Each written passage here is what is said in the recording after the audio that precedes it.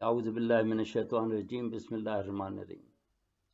ہم نے 32 کو ختم کیا ہے، اب نشست نمبر 33 پہ ہم آئے ہیں، اور عنوان ہے معجزات لازمہ ہے نبوت کا۔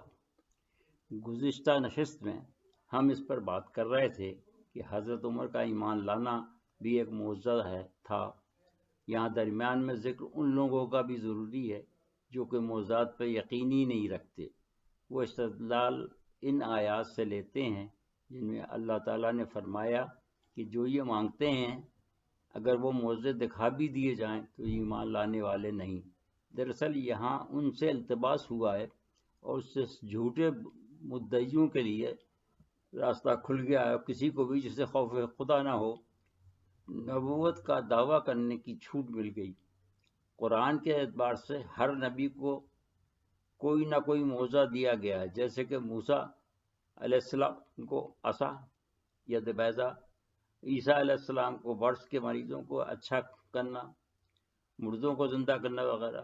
تو پہلی بات تو یہ ہے کہ معجزوں کا انکار دراصل قرآن کی پہلی شرط لا ریب فیہ کو متاثر کرتی، جو سراسر صراط مستقیم سے ہٹنے کے مترادف ہے، کیونکہ قرآن کہہ رہا ہے کہ مختلف انبیاء کرام علیہ السلام کو مختلف معجزے عطا فرمائے گئے، لہٰذا یہ کس طرح ممکن ہے کہ نبی آخر الزماں کو معجزہ عطا نہ ہوا ہو؟ لیکن نہ جانے کیوں بعض اس سے الرجک ہیں، حالانکہ کئی معجزات کا ذکر تو خود قرآن شریف میں بھی ہے، جیسے شق القمر کا معجزہ وغیرہ۔ یہاں ان آیتوں سے قرآن کا مقصد وہ نہیں ہے جو منکرین معجزہ نے سمجھا یا نکالا ہے، بلکہ مقصد یہ ہے کہ اللہ تعالیٰ جو دلوں کا حال جانتے ہیں، ان کو علم پہلے سے ہوتا ہے کہ کون کیا کرے گا۔ لہذا مقصد تو دوسری طرف اشارہ تھا کہ اگر یہ معجزہ دکھا بھی دیا جائے تو بھی یہ نہیں مانیں گے، جیسا کہ آپ نے دیکھا کہ زخان والے معجزے میں قید سالی دور ہونے کے بعد بھی ابو سفیان اور ان کے ساتھیوں نے دین اس وقت قبول نہیں کیا جب تک کہ فتح مکہ نہیں ہو گئی۔ وہ بالکل مایوس نہیں ہو گئے، حالانکہ انہوں نے یہ وعدہ کیا تھا کہ اگر خشک سالی دور ہو جائے تو ہم ایمان لے آئیں گے۔ اب وہی لوگ دوبارہ یہ معجزہ مانگ رہے تھے کہ اگر آپ صفا و مروہ کو سونے کا بنا دیں تو ہم ایمان لے آئیں گے۔ اب سوال یہ پیدا ہوتا ہے کہ معجزہ دکھا دینے میں کیا حرج تھا جو نہیں دکھایا؟ دراصل معجزہ کوئی کھیل تماشے والی چیز نہیں ہے، نہ ہی نبی بغیر اللہ کے حکم کے دکھانے پر قادر تھے۔ یہ یقین من امر اللہ ہے جو روز سروز رونما نہیں ہوتا، اس کا وقت معین ہے، ورنہ سارا نظام میں کائنات درہم برہم ہو جائے۔ وجہ صاف ظاہر ہے کہ معجزہ دکھانے کا اختیار اللہ تعالیٰ عام فرما دے تو تباہی کا باعث ہوگا، کیونکہ وہ علم اللہ ہی کے پاس ہے جو ہر چیز کو محیط کیے ہوئے ہے، جبکہ انسان کا علم، فرشتوں کا اور دوسری مخلوق کا علم اتنا ہی ہے جس قدر کے جس کو عطا ہوا ہے، جس طرح دینا اللہ تعالیٰ نے ضروری سمجھا۔ معجزہ اور شعبدہ بازی میں یہی فرق ہے کہ نبی تو اللہ کے حکم کے تابع ہے، اور وہ رونما جبھی ہوتا ہے جب اللہ تعالیٰ ضروری سمجھے۔ اس وقت بظاہر وہ نبی کے ہاتھ سے سرزد ہو رہا ہوتا ہے، مگر اصل میں اس کا ظہور من جانب اللہ سبحانہ تعالیٰ ہی ہوتا ہے۔ لہذا نبی ہر وقت معجزہ دکھانے پر قادر نہیں ہے، جبکہ شعبدہ باز ہر وقت تماشا دکھاتا رہتا ہے۔ حضرت موسیٰ علیہ السلام کی مثال سامنے ہے۔ قرآن بتا رہا ہے کہ انہوں نے ید بیضا 2 مرتبہ اور عصا والا معجزہ سانپ کی شکل میں 3 مرتبہ دکھایا۔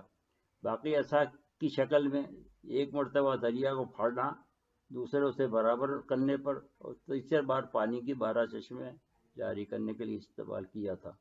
اور کم و بیش یہی شکل حضور کے معجزہ کی ہے کہ ایک ہی مرتبہ ایک معجزہ دکھایا گیا، مگر چونکہ یہ دین کی تکمیل کے لیے آئے تھے، لہذا بہت سے معجزے بیک وقت عطا کیے، جو کہ انبیاء کرام علیہ السلام میں سے کسی کو تعداد میں اتنے عطا نہیں ہوئے۔ اور سب سے بڑا معجزہ خود قرآن ہے، جو کہ بقول حضور صلی اللہ علیہ وسلم سب سے بڑا معجزہ ہے، جو کہ قیامت تک باقی رہے گا۔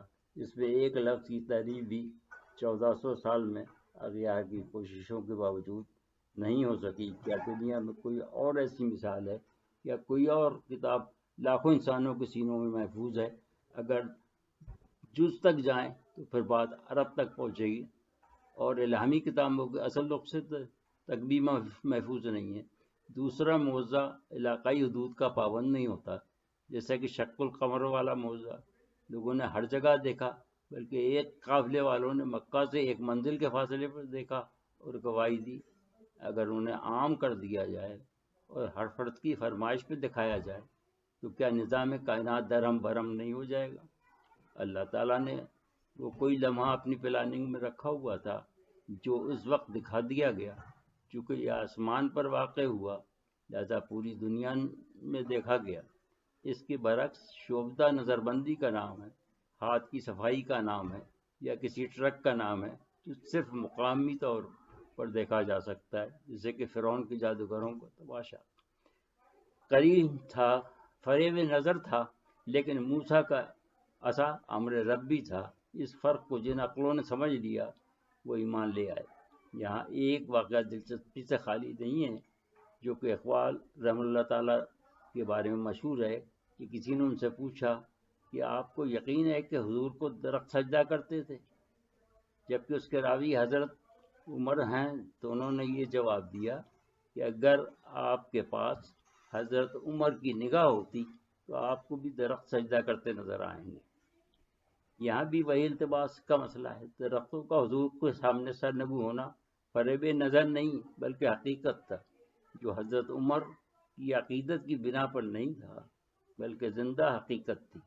در حقیقت مومن و کافر کے لیے یکساں ہوتی ہے، حقیقت مومن و کافر کے لیے یکساں ہوتی ہے، وہ دونوں ہی دیکھتے ہیں۔ جیسے کہ قافلے والے جو اس وقت ایمان نہیں لائے تھے انہوں نے بھی دیکھا، مکہ میں اصحاب کرام رضوان اللہ تعالیٰ علیہ اجمعین نے بھی دیکھا، اور کافروں نے بھی، جبکہ شعبدہ اسی مقام تک محدود ہوتا۔ میں نے یہ بحث اس لیے کی کہ قارئین کے ذہن میں یہ تین نکات پختہ ہو جائیں۔ ایک تو معجزہ لازم نبوت ہے جو سب انبیاء کرام کو عطا ہوا، اور جس طرح حضور کو اور سب چیزوں میں کامل ہونے کی وجہ سے سب سے زیادہ حصہ ملا، اسی طرح معجزات میں بھی سب سے زیادہ معجزات بھی انہیں سب سے زیادہ ملے۔ دوسرے معجزے اور شعبدے کا فرق واضح ہو جائے، لہذا ایک مرتبہ پھر سمجھ لیجئے کہ شعبدہ فریب نظر ہے۔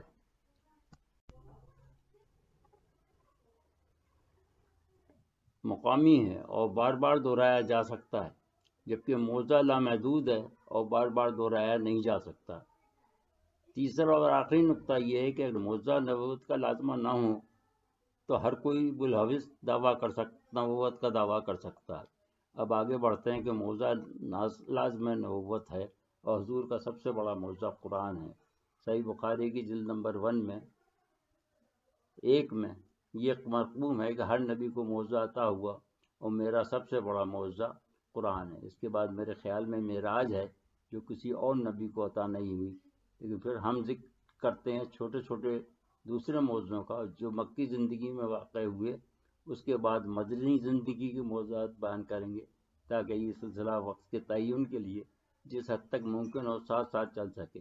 لہذا آج ہم معجزہ شق القمر کی بات کرتے ہیں۔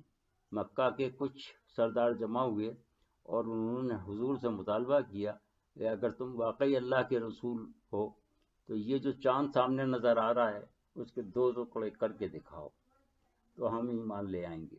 اصل میں اس قسم کے مطالبے سمجھانے والے یہود تھے جو آتے جاتے رہتے تھے۔